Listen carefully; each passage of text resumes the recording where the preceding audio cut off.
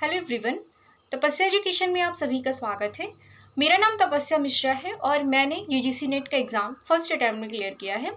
मेरा subject education था। आज मैं आपके साथ स्ट्रेटजी शेयर करूंगी अपनी कि इस एग्ज़ाम के लिए मैंने कैसे प्रिपरेशन किया था, मैंने क्या क्या सोर्सेज यूज़ किए थे और क्या क्या मैंने स्ट्रेटजी फॉलो की जिससे मैं एक अच्छा स्कोर गेन कर पाई और फर्स्ट अटैम्प्ट में मैंने अपना एग्ज़ाम क्लियर कर लिया। तो सबसे पहले हम पेपर का नेचर समझते हैं, पेपर कैसे आता है। तो इसमें दो पेपर होते हैं, पेपर 1 और पेपर 2। पेपर 1 सबके लिए कॉमन होता है और पेपर 2 आपका सब्जेक्ट होता है, जो भी सब्जेक्ट आपका होगा, जैसे हिंदी हो गया या आपने इकोनॉमिक्स लिया है, जो भी सब्जेक्ट होगा वो आपका। मेरा सब्जेक्ट एजुकेशन था। तो पेपर 1 और पेपर 2 होता है, सीबीटी मोड में होता है पेपर, और एक ही साथ आपको पेपर मिलता है। पेपर 1 में 10 यूनिट्स हैं और पेपर 2 में 10 यूनिट्स हैं। पेपर 1 से आपके 50 क्वेश्चन आते हैं और पेपर 2 से आपके 100 क्वेश्चन आते हैं। तो ये आपका हो गया पेपर। टोटल 150 क्वेश्चन होते हैं, एक क्वेश्चन 2 मार्क्स का होता है। ठीक है, अब हम आते हैं सिलेबस के पर। इम्पॉर्टेंट आपके लिए होता है बहुत ज़्यादा, क्योंकि कई बार ऐसा होता है कि जब आप एग्ज़ाम की प्रिपरेशन करते हैं किसी भी एग्ज़ाम की, तो आप सिर्फ यूट्यूब का वीडियो देखना शुरू कर देते हैं। उसके पहले आप उसका सिलेबस नहीं देखते हैं अच्छे से।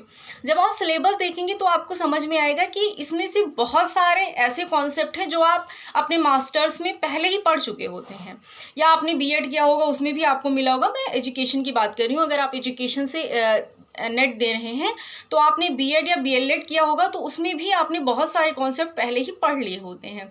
तो इसलिए सबसे पहले आप सिलेबस देखिए। सिलेबस में जब आप देखेंगे तो आपको 20 यूनिट्स टोटल मिलेंगी। 10 यूनिट्स आपको पेपर 1 के लिए करनी है और 10 यूनिट्स आपको पेपर 2 के लिए करनी है।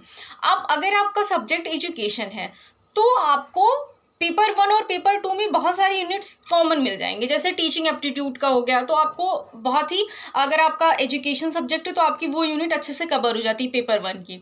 हायर एजुकेशन की यूनिट हो गई, रिसर्च एप्टीट्यूड की यूनिट हो गई, तो आपको काफ़ी हेल्प मिलती है जब आप एजुकेशन के लिए पेपर 2 एजुकेशन है अगर आपका और आप उसको कवर करते हैं तो पेपर 1 में आपको बहुत हेल्प मिलती है। तो इस तरह से पहले आप पूरा सिलेबस देखेंगे पेपर 1 और पेपर 2 का, अच्छे से उसको एनालाइज करेंगे कि आपने क्या क्या पढ़ लिया है, क्या क्या आपका स्ट्रॉन्ग पॉइंट है और क्या क्या आपका वीक पॉइंट है। उसके बाद आप प्रीवियस ईयर क्वेश्चन देखेंगे, क्योंकि प्रीवियस ईयर क्वेश्चन बहुत इंपॉर्टेंट होता है। आप कोई भी एग्ज़ाम दें, नेट हो गया, सीटेट हो गया, कोई भी कॉम्पिटिटिव एग्ज़ाम अगर आप दे रहे हैं तो उसके पहले आपको प्रीवियस ईयर क्वेश्चन जरूर देखना चाहिए। प्रीवियस ईयर क्वेश्चन से आपको उस एग्ज़ाम का नेचर समझ में आता है कि इस एग्ज़ाम में कैसे क्वेश्चन फ्रेम होते हैं।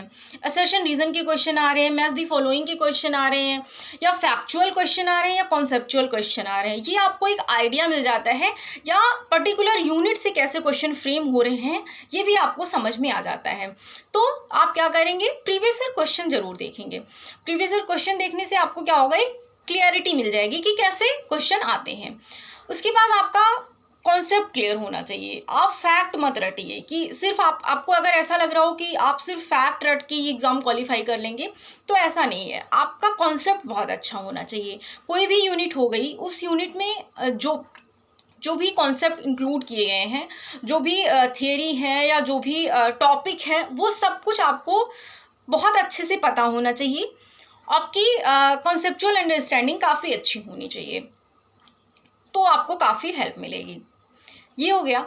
इसके बाद आप क्या कर सकते हैं कि जो भी आप एक एक यूनिट पढ़िए, उसके आप प्रीवियस ईयर क्वेश्चन देखते जाइए। जैसे कोई एक यूनिट आपने ख़त्म की, उसके बाद उसके प्रीवियस ईयर क्वेश्चन देखिए कि उसमें कैसे क्वेश्चन किया गया, आप उसको सॉल्व करने की कोशिश कीजिए।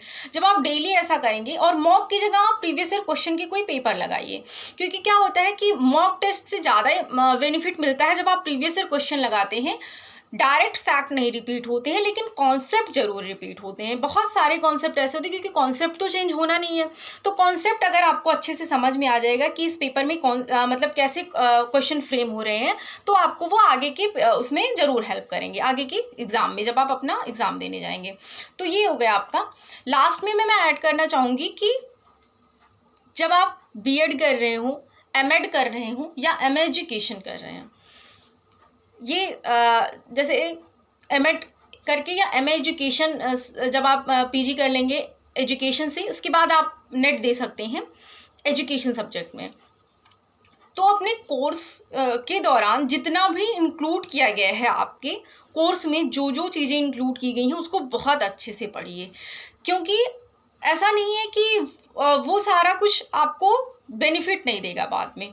मेरे साथ भी ये हुआ था, मैंने बीएलएड किया है और मैंने जब अपना एग्ज़ाम दिया था तो बीएलएड और एमए में मैंने जो कुछ पढ़ा था, मतलब मैं जो कुछ पढ़ रही थी, क्योंकि मेरा एमए के दौरान ही नेट क्वालिफाई हुआ है, तो मुझे काफ़ी हेल्प मिली। बीएलएड में मैंने बहुत सारी कमीशन कमेटी वगैरह पढ़ी थी, वो सब कुछ एज इट इज़ आपको नेट के पेपर में मिलेगा।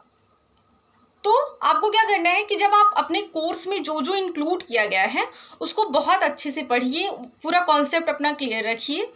जैसे मैं अगर बात करूँ, मैंने इसका सिलेबस एजुकेशन का बहुत अच्छे से डिटेल में शेयर किया हुआ है, इसी चैनल पे आपको प्लेलिस्ट में मिल जाएगा। तो मैंने इसमें बताया कि क्या क्या इंक्लूड किया गया है, पूरा सिलेबस मैंने डिस्कस किया है, वो वीडियो आप देख लीजिए, आपको काफ़ी हेल्प मिलेगी। तो जैसे एजुकेशनल स्टडीज़ की यूनिट है, इसके जो भी कॉन्सेप्ट है वो आपको एमएड या एमए एजुकेशन में आपने बहुत सारे पढ़े होंगे। कमेटी वगैरह हैं, कमीशंस हैं, लर्नर और लर्निंग प्रोसेस है, टीचर एजुकेशन है, ये सब आपने कहीं ना कहीं पढ़े होंगे, अपने मास्टर्स में पढ़े होंगे, बीएड में पढ़े होंगे। तो आपको काफ़ी हेल्प मिलेगी जब आप कर रहे हो, एमएड कर रहे हो, एमए एजुकेशन से आप मतलब एजुकेशन से आप एमए कर रहे हो, बीएड आपने किया हो, उस टाइम पे आपको बहुत अच्छे से इन सारी चीज़ों को ध्यान से पढ़ना है, क्योंकि जब आप एक बार अच्छे से अपना कॉन्सेप्ट क्लियर कर लेंगे तो हर एग्ज़ाम में आपको हेल्प मिलेगी। आपको सेमेस्टर में अच्छे मार्क्स तो मिलेंगे ही, उसके साथ साथ जब आप कॉम्पिटिटिव एग्ज़ाम देंगे तो उसमें भी आपको काफ़ी हेल्प मिलेगी। आपको ऐसा नहीं होगा कि बहुत बर्डन लगेगा कि सब एक साथ आपको करना है, क्योंकि बहुत सारा कुछ आपका कवर हुआ रहेगा। ऐसे ही जितनी भी यूनिट्स इसमें इंक्लूड है, कुछ ना कुछ आपने ज़रूर पढ़ा होगा। इंक्लूसिव एजुकेशन हो गया या पेडागोजी एंड्रोगोजी की यूनिट हो गई, तो आपको बहुत हेल्प मिलेगी उन सब से। मैं इस सब्जेक्ट में मैं पहले कुछ टॉपिक निकालूंगी, हर यूनिट से मैंने एजुकेशनल स्टडीज़ की कुछ क्लासेस ली हैं आपकी, वो आप देखिएगा, आपको काफ़ी हेल्प मिलेगी। उसके आगे की क्लास में कंटिन्यू करूँगी। आई होप आपको इस वीडियो से काफ़ी हेल्प मिली होगी और आप अपने सजेशंस कमेंट कर सकते हैं। आपको और किसी टॉपिक पे अगर वीडियो चाहिए तो आप उसको भी कमेंट कर सकते हैं। Thank you so much.